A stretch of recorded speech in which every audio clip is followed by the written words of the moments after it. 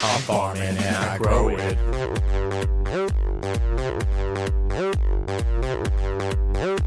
I'm farming and I grow it.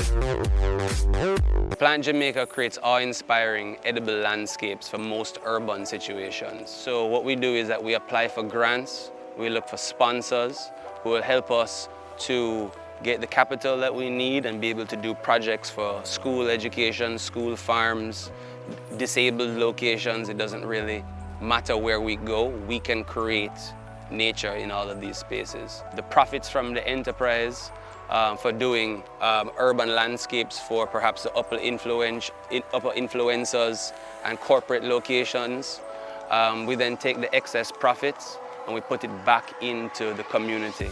So that means that schools, students, persons who are in need are getting the resources that they need to be able to improve their lives, to be able to keep educational programs running, and just to grow the overall organization.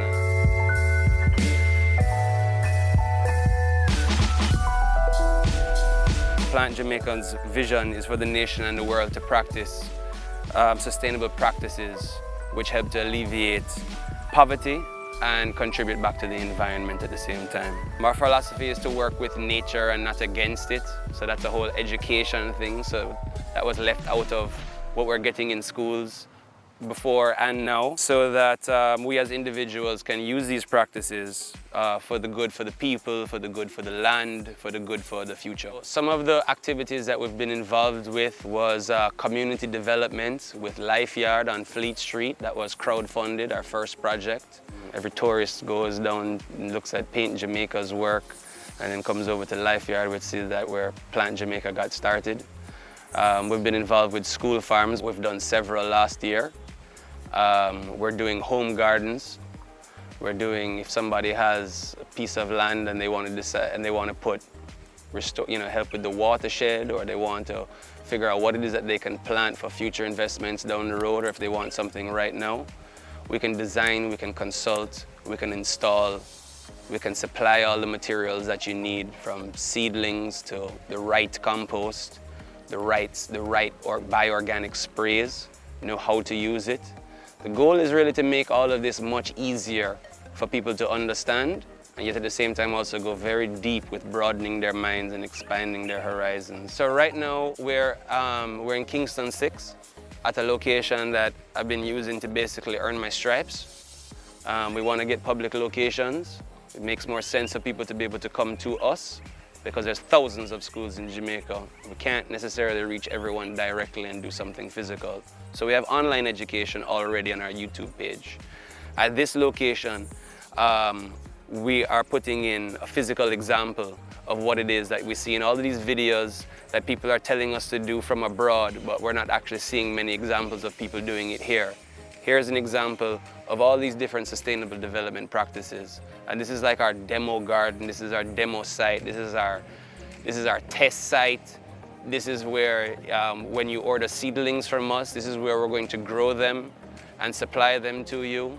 This is a market garden, so the company also makes profits from the crops which come off of here. It's all naturally grown, and I don't think there's anything like it perhaps in the rest of the island, but certainly not in St. Andrew. The way that we've designed the land, for instance, if we get a tropical storm or anything that comes through, our land doesn't get destroyed, our crops don't get washed away. The water runs across the longest route of the property and has a runoff. We rainwater harvest all of our water off of the roof. We have a pond with aquaponics, which gives us fertilizer. We do composting here, 3 different types. We have livestock here. We have chickens, we have pest control, we have beneficial insects and beneficial plants. We have, you name it, we have it. We have more things here than Carnation Market. Many different varieties of hot peppers and sweet peppers, many varieties of lettuce, cabbage family, Asian greens, items from Thailand which grow very well here. We have our local garden, we have our perennial stuff, right? So you have your okra and you have your purslane and you have your yam, yampi, dasheen, banana, plantain, coconut, ice cream bean, mangoes, pears, soursop, many different types of citrus, many different types of lemon, dozens of different types of herbs. The list really goes on and on and on. Our population is growing and increasing the demand of food. As a result, there's a greater interest in building self-sufficiency. We want to see the farming industry able to stand on its feet. Well, I think that the stigma attached to farming in Jamaica is just because in Jamaica, we seem to be less exposed or don't necessarily seem to have a plan from heads of government as to how everybody has an opportunity to do something sustainable. So if you just broaden your mind with the right education, we're not the only ones that provide it.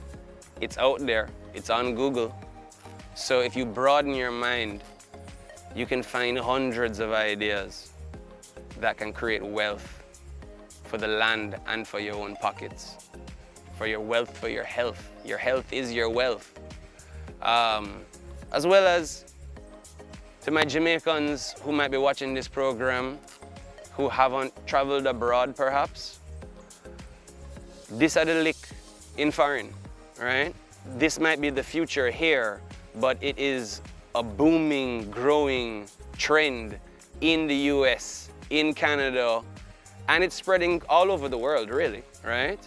So, so learning how to farm, eating what you grow, selling products which are better than the products that damage the earth, right? Poison us, is stuff that we just need to expose our mind to. And for all of those people who are thinking, you know, what's the business for Jamaica? Jamaica doesn't have a business environment for some of the ideas that I have. Maybe we need to start, you need to start jumping on our YouTube page and taking a look at some of the videos, because you will get loads of ideas of what you can do to help yourself.